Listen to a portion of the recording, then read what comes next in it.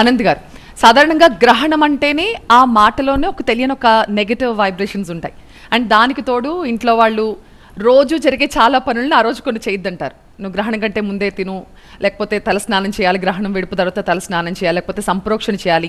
ఇవన్నీ కూడా ఏంటంటే ఏదో జరిగిపోతుంది, ఏదో చెడు జరుగుతోంది అనే ఒక ఫీలింగ్ చిన్నప్పటి నుంచి తరతరాలుగా అది అలా కొనసాగుతూ వస్తుంది. నిజంగానే గ్రహణం సమయంలో ఈ భూమి మీద మనుషుల మీద అంత నెగటివ్ వైబ్రేషన్స్ ఉంటాయా అండి? ఒకవైపు ఆలోచించినట్లయితే శాస్త్రంలో ఏవైతే పదాలు ప్రయోగిస్తున్నారో దానిలో గ్రహణానికి పుణ్యకాలము అని కూడా పేరు ఉంది. ఇప్పుడు ఏవైతే మనం వింటున్నామో నెగిటివ్ యాంగిల్ ఉన్న టర్మినాలజీస్, ఇవి ఆ కోణంలోనే ఆలోచించాలా, ఈ కోణంలో ఆలోచించడానికి మరి శాస్త్రం కూడా ఒక అవకాశాన్ని చూపిస్తోంది కదా. పుణ్యకాలము అంటే పుణ్యక్రతువులు చేయదగిన కాలము అని అర్థంగా మనం చెప్పుకోవచ్చు.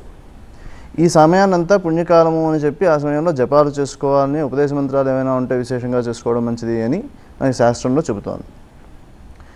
ఎప్పుడైతే ఈ కోణంలో చెప్పడం జరుగుతోందో, నెగిటివ్ ఉందనా లేదనా అని ప్రశ్న వేసినట్లయితే, మామూలుగా గ్రహణ సమయము అనేది నిత్యకాలంలో చేసే పూజలు, దానాలు, జపాలు, హోమాలు ఏవైతే ఉన్నాయో వాటి వలన వచ్చే ప్రభావాల కంటే కొన్ని వేల రెట్లు ఫలితాన్ని ఇస్తుంది గ్రహణ సమయంలో ఆ కార్యక్రమాలు చేసినట్లయితే.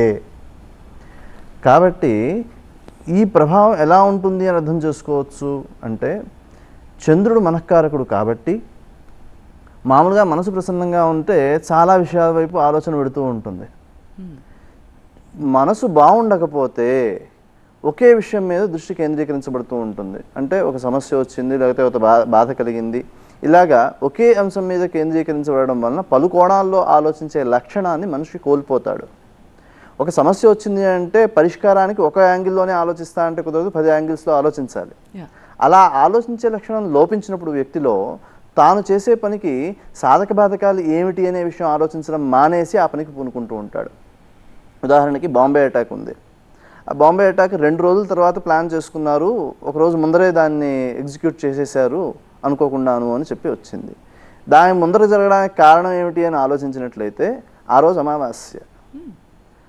ఆ రోజున ఉద్రేకము కారణం చేత బయట ఏదో గొడవ ప్రారంభమయ్యి ఒక రోజు తర్వాత ప్లాన్ వేసుకుంది, ముందుగానే ప్రారంభించేయవలసిన పరిస్థితి వచ్చింది అనే విషయాన్ని అక్కడ వార్తల్లో చెప్పడం జరిగింది.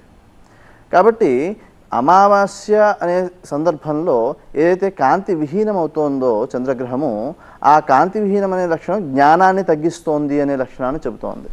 మనిషి ఆలోచన శక్తిని తగ్గించేస్తుంది. కాబట్టి ఈ సమయంలో ఈ ఆలోచన శక్తి ఎప్పుడైతే తక్కువగా ఉంటుందో, ఒకే విషయం మీద దృష్టిని కేంద్రీకరించడానికి అవకాశం ఉందో, ఆ సమయాన్ని పూర్తిగా భగవంతుడి మీద కనుక ధ్యాస ఉంచినట్లయితే అందులో ఎక్కువ ఫలితాన్ని పొందుతారు. అంటే ఒక మనసులో చేసిన సంకల్పం తీవ్ర రూపం దాల్చినట్లయితే అది మంచైనా చెడైనా సరే అది కార్యము సాధించుకోవడానికి ఉపయోగపడేదిగా తయారవుతుంది. కాబట్టి ఈ సమయంలో ఏదైతే కాంతి విహీనం వలన వచ్చే దుర్లక్షణాలు ఉన్నాయో వాటిని అధిగమించడానికి సరియైన మార్గాన్ని సూచించడం అనేది శాస్త్రం యొక్క ఉద్దేశం.